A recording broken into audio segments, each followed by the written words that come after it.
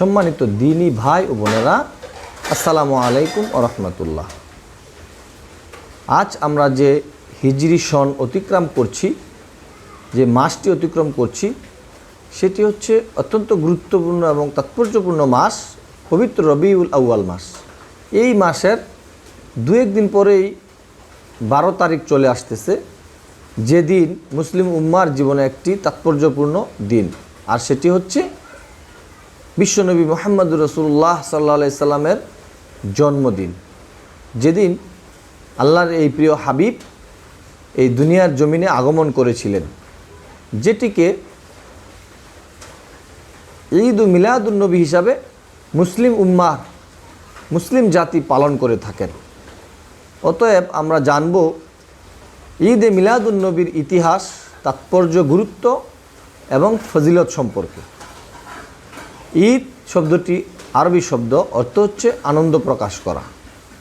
মিলাদুন নবী এই দুটি শব্দের সমন্বয়ে অর্থ হচ্ছে রাসূল সাল্লাল্লাহু আলাইহি ওয়াসাল্লামের জন্ম বা বেলাদাত, অর্থাৎ রাসূল করিম সাল্লাল্লাহু আলাইহি ওয়াসাল্লামের জন্ম যে দিন হয়েছিল, এই কারণে সেই দিনে আনন্দ প্রকাশ করাই হলো ঈদে মিলাদুন নবী।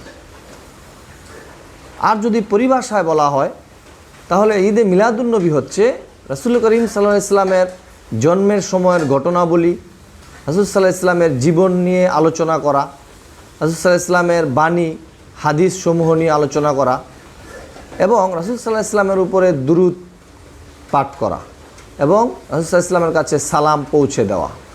এই সকল কাজগুলি করাই হলো আনন্দ। আর এই আনন্দের দিনটি হচ্ছে পবিত্র 12ই রবিউল আউয়াল মাস, যে দিনে রাসূলুল্লাহ সাল্লাল্লাহু আলাইহি ওয়াসাল্লাম দুনিয়ার জমিনে জন্ম লাভ করেছিলেন, আগমন করেছিলেন।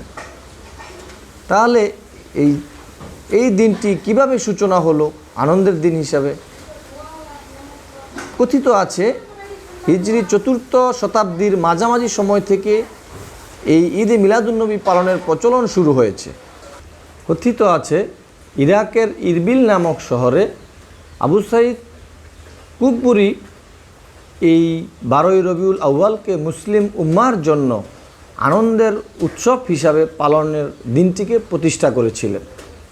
এর আগে কিন্তু রাসূল সাল্লাল্লাহু আলাইহি ওয়াসাল্লামের জন্মদিন পালন করা হয়নি, রাসূল সাল্লাল্লাহু আলাইহি ওয়াসাল্লামের যুগেও হয়নি, সাহাবা আজমাইনদের যুগেও হয়নি, তাবেঈনদের যুগেও হয়নি। অতএব হিজরি 4র্থ শতাব্দীর মাঝামাঝি সময়ে এসে এই রাসূল সাল্লাল্লাহু আলাইহি ওয়াসাল্লামের ঈদে মিলাদুন নবী পালন শুরু হয়েছিল। আর আবু সাঈদ কুকবুরি এই দিনটিকে উৎসবের দিন হিসেবে প্রবর্তন করেছিলেন। এই ঈদে মিলাদুন নবীর ফজিলত, তাৎপর্য, আল্লাহর হাবিব সাল্লাল্লাহু আলাইহি ওয়াসাল্লামকে ভালোবাসা ঈমানের পূর্বশর্ত, রাসূল সাল্লাল্লাহু আলাইহি ওয়াসাল্লামকে মহব্বত করা ঈমানের পূর্বশর্ত, এবং আল্লাহ তাআলার ভালোবাসা পেতে হলে অবশ্যই রাসূল সাল্লাল্লাহু আলাইহি ওয়াসাল্লামকে ভালোবাসতে হবে, রাসূল সাল্লাল্লাহু আলাইহি ওয়াসাল্লামকে মর্যাদা দিতে হবে। এ প্রসঙ্গে রাসূল করিম সাল্লাল্লাহু আলাইহি ওয়াসাল্লাম বলেছেন, লা ইউমিনু আহাদুকুম হাত্তা আকুনা আহাব্বা ইলাই মিন ওয়ালাদিহি ওয়া ওয়ালাদিহি ওয়ান নাসি আজমাইন। অর্থাৎ তোমাদের মধ্যে কেউ ততক্ষণ পর্যন্ত ঈমানদার হতে পারবে না যতক্ষণ পর্যন্ত তাদের কোনো লোক তার সন্তান সন্ততি, তার পিতামাতা, এমনকি সকল মানুষের থেকে আমি নবীজিকে প্রিয় হিসেবে মেনে নিতে না পারবে। অতএব রাসূল সাল্লাল্লাহু আলাইহি ওয়াসাল্লামকে ভালোবাসা হলো পরিপূর্ণ ঈমানের পূর্বশর্ত। শুধু তাই নয়, আল্লাহ তাআলা রাসূল সাল্লাল্লাহু আলাইহি ওয়াসাল্লামে হযরত রাসূল করিম সাল্লাল্লাহু আলাইহি সাল্লামের মর্যাদায় পবিত্র কোরআনের মধ্যে বলেছেন, কুল ইন কুনতুম তুহিব্বুনাল্লাহ ফাত্তাবিউনি ইউহিব্বুকুমুল্লাহ ওয়া ইয়াগফির লাকুম যুনুবাকুম আল্লাহু গফুরুর রহিম। সুবহানাল্লাহ। আল্লাহ তাআলা পবিত্র কোরআনে বলেছেন, কুল ইন কুনতুম তুহিব্বুনাল্লাহ, হে নবী আপনি বলুন, যারা আল্লাহকে ভালোবাসো, ফাত্তাবিউনি ইউহিব্বুকুমুল্লাহ, অবশ্যই তোমরা আমাকে অনুসরণ করো, তাহলে তোমরা আল্লাহ তাআলার ভালোবাসা পাবে। ওয়া ইয়াগফির লাকুম যুনুবাকুম, এবং তোমাদের পিছনের সমস্ত গুনাহগুলি মাফ করে দেওয়া হবে। আল্লাহু গফুরুর রহিম, আর আল্লাহ তাআলা হচ্ছেন অত্যন্ত দয়ালু এবং ক্ষমাশীল।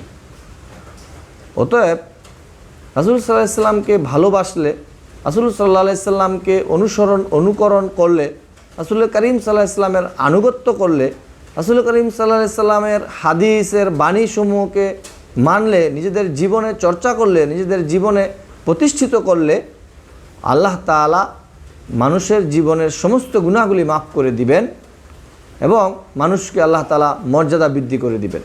সুবহানাল্লাহ। অতএব এই ঈদে মিলাদুন নবী মুসলিম উম্মার জীবনে, মুসলমানদের ধর্মীয় জীবনে অনেক গুরুত্ব এবং তাৎপর্য রয়েছে।